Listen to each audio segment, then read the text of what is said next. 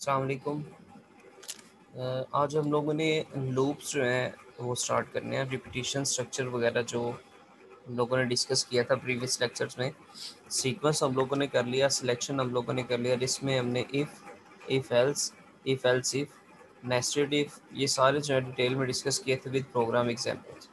ये पिछले जितने प्रीवियस लेक्चर्स थे इसमें हमने यही काम किया। और आज जो है हम लोगों ने जो काम करना है वो हमारे लूप्स हैं। इसमें मेजरली जो है वो 3 तरह के लूप हम लोग यूज़ करेंगे, जिसमें व्हाइल लूप होगा, डू व्हाइल लूप होगा एंड फॉर लूप होगा। तो स्टार्ट करते हैं। सबसे पहले तो मैं आपको जनरल इसका एक सिंटैक्स बता देता हूँ।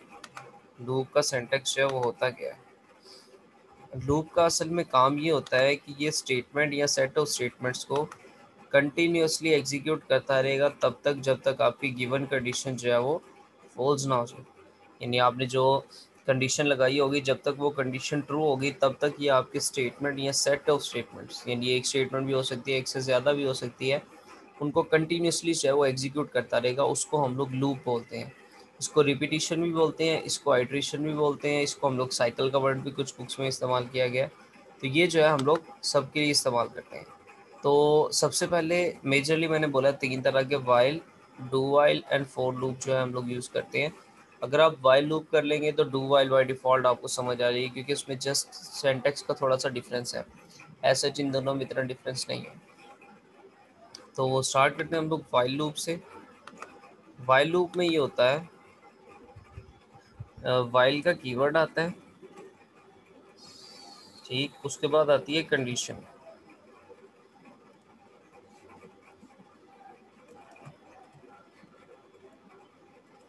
अगर तो ये कंडीशन ट्रू होगी तो यहाँ पर कोई स्टेटमेंट लिखी होगी वो एग्जीक्यूट हो जाएगी। ठीक है जी। अब होता क्या है कि ये स्टेटमेंट कंटिन्यूअसली एग्जीक्यूट होती रहेगी तब तक जब तक आपकी कंडीशन जो है ये ट्रू रहेगी। जैसे ही ये कंडीशन फॉल्स हो गई, ये स्टेटमेंट यानी लूप जो है आपका ये टर्मिनेट कर जाएगा, वो स्टेटमेंट्स को एग्जीक्यूट नहीं करेगा। इसीलिए जो है हम लोग लूप्स का इस्तेमाल करते हैं। ठीक। अच्छा, अब इसमें स्टार्टिंग में इनिशियलाइजेशन, वेरिएबल इनपुट करवाना या उसकी वैल्यूज असाइन करवाना, इंक्रीमेंट डिक्रीमेंट, वो सारा भी शामिल होगा। ये जस्ट जनरल एक सिंटैक्स है। अगर आपके पास मल्टीपल स्टेटमेंट्स हों, मींस यहाँ पर एक स्टेटमेंट है लेकिन आपने कोई 5-6 स्टेटमेंट्स जो है वो एग्जीक्यूट करनी है, तो फिर आपका सिंटैक्स कुछ इस तरह होगा। यहाँ पर जो है वो आप डेलीमीटर्स लगा देंगे। डेलीमीटर्स के अंदर जो है फिर आप इन स्टेटमेंट्स को लिखेंगे। ठीक। जब आपने मल्टीपल स्टेटमेंट्स लगानी है तब ये ज़रूरी है। अगर आपने सिंगल स्टेटमेंट करनी है, यहाँ पे एक सिंगल स्टेटमेंट थी तो ये लगाने की ज़रूरत नहीं है। अगर मल्टीपल स्टेटमेंट्स होंगी तो आप जो है इस तरह करेंगे। ठीक है जी। तो अब चलते हैं हम लोग अपना जो प्रोग्राम है कंपाइलर, उसके थ्रू जो है कुछ प्रोग्राम करते हैं।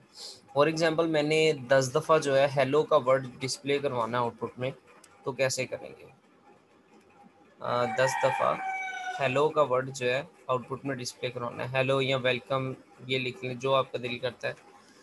सबसे पहले ये देखना है किसी भी प्रोग्राम को सॉल्व करने का जो थंब ऑफ रूल है कि स्टार्टिंग कहाँ से करनी है और एंडिंग कहाँ पे करनी है।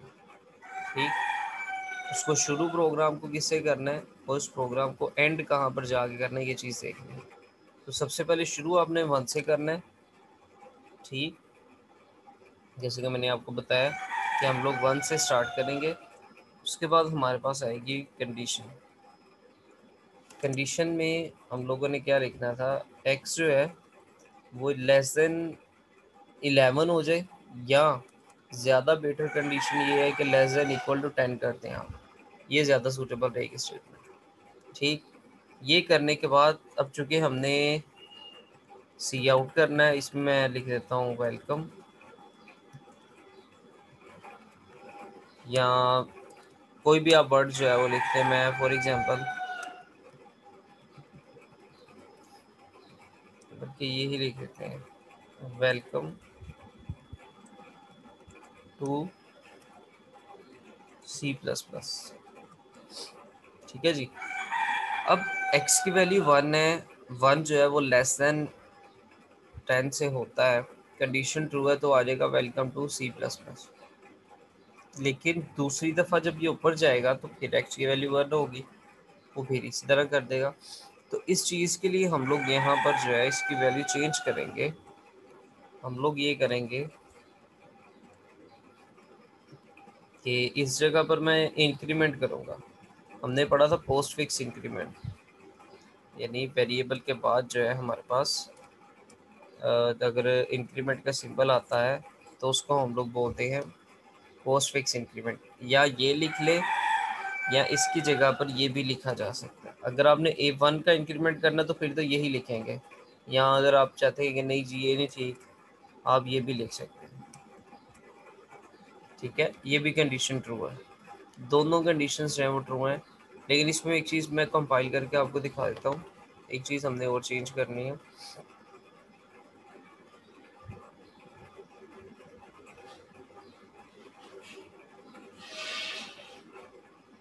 ये देखिए किस तरह शो कर रहा है, welcome to C plus plus, welcome to C plus plus. ये तो ये अजीब लग रहा है, ये आउटपुट ऐसे जितनी जो है आपके लिए अच्छी नहीं लग रही। तो आपको पता है हम लोगों ने इसको ठीक करने के लिए एस्केप सीक्वेंस पढ़े थे। आप बैकस्लैश एन भी यूज़ कर सकते थे, लेकिन हम लोग ज़्यादातर इसमें एंड एल भी यूज़ कर सकते हैं। तो अब देखते हैं क्या आउटपुट आती है। ये देखिए, ये welcome to C plus plus, welcome to C plus plus, welcome to C plus, ये टोटल जो है इसने 10 टाइम्स डिस्प्ले करवाया होगा। तो देखें, कोड मैंने सिर्फ एक लाइन का लिखा है। अगर आप कहेंगे जी नहीं हमें जो है ना ये 100 टाइम्स शो करवाएं, चलो जी 100 लिख देते हैं, स्टार्टिंग वही रहेगी। ठीक है, लेकिन इसको कंपाइल करना पहले आपने, मैंने वो पहले वही रन कर दिया था इसलिए वो आउटपुट आ गया। ये देखिए, ये सारा 100 टाइम्स जो है उसने ये welcome to C plus plus ये शो करवा दिया। ठीक, अगर चाहते नहीं जी हमें 1000 टाइम्स चाहिए तो सिर्फ आपने यहाँ पे एंडिंग पॉइंट जो है इसका कंडीशन जो है वो चेंज करनी है, बाकी सेम एज इट इज़ यही प्रोग्राम रहेगा। ठीक हो गया जी। अब इसके बाद जो है, चूंकि ये तो हम लोगों ने सिंपल एक यानी आउटपुट शो करवाने के लिए लिखा था।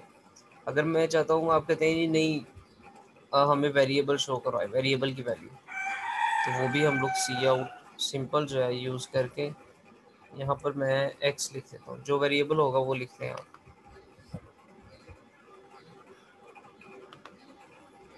ये देखें 100 तक उसने काउंटिंग डिस्प्ले करवा दी। ठीक, अगर आप चाहते हैं नहीं जी हमें 100 तक नहीं, हमें 1000 तक चाहिए, तो 1000 तक कर देते हैं। ये देखें, ये 1000 तक उसने काउंटिंग डिस्प्ले करवा दी। तो इस वे से लूप का सबसे बड़ा एडवांटेज ये है कि आप स्टेटमेंट या सेट ऑफ स्टेटमेंट्स को कंटिन्यूसली एग्जीक्यूट कर सकते हैं अपनी मर्ज़ी से, जितनी दफ़ा आप चाहें। तो इसके साथ जो है हम लोग इसको एग्जीक्यूट करवा सकते हैं।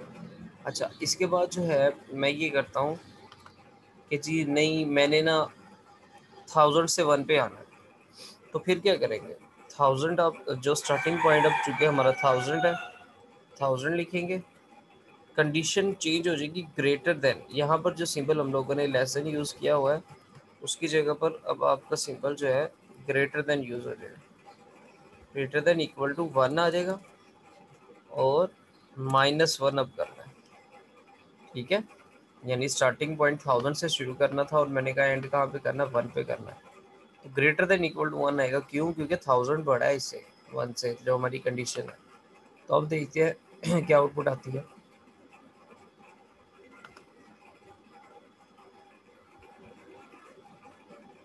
ये देखें, अब वो उसको 1000 के बाद 99 999 इस तरह करके वो 1 तक जो है वो डिस्प्ले करवा रहा है।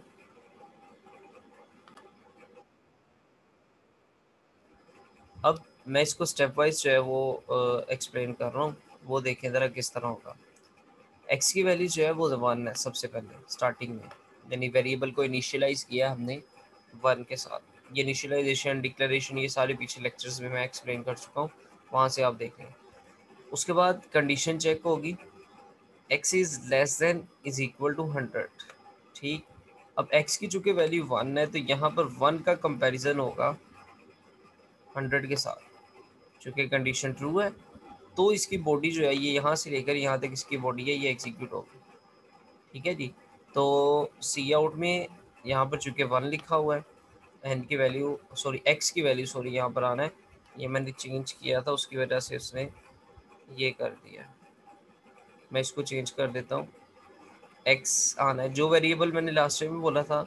अब इसकी कंपाइलिंग भी जब भी करेंगे तो अगर वेरिएबल ये देखिए, मैं बल्कि आपको करके दिखा भी देता हूँ, वो यहाँ पे एरर दे देगा। यहाँ पर एक्स आना है आपका, ठीक है। तो उसके बाद आप चाहे कंपाइल कर लें, कोई इशू नहीं है, लेकिन आपने वेरिएबल वही यूज़ करना है जो आपने पहले यूज़ किया हुआ है। वेरिएबल आप चेंज नहीं कर सकते, जो ऊपर डिक्लेरेशन इनिशियलाइजेशन में यूज़ किया वही इस्तेमाल करना है। अब क्योंकि एक्स की वैल्यू 1 है, यहाँ पर आ जाएगा 1, ठीक है। और उसके बाद एंड एल नेक्स्ट लाइन के लिए, यानी लाइन की एंड हो जाएगी।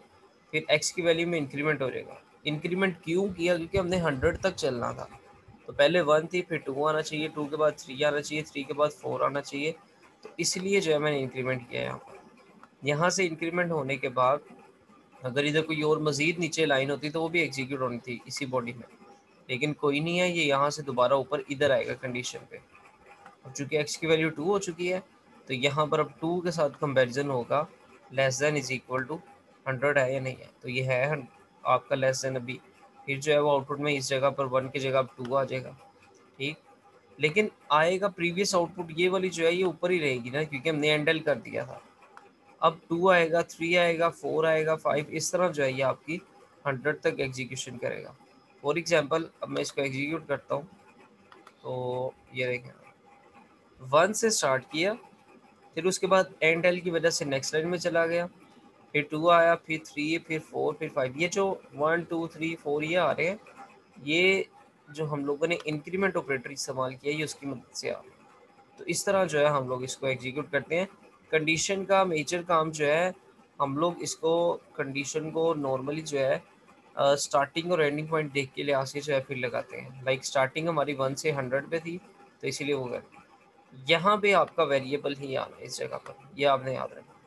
इधर कुछ और भी आ सकता है, लाइक मैं अगर चाहता हूँ कि मैं फॉर एग्जांपल 1000 तक करना चाहता हूँ या 1 लाख तक करना चाहता हूँ, तो मैं इधर वो भी लिखूँ, वो भी चल जाएगी आपकी कंडीशन, उसमें कोई इशू नहीं है।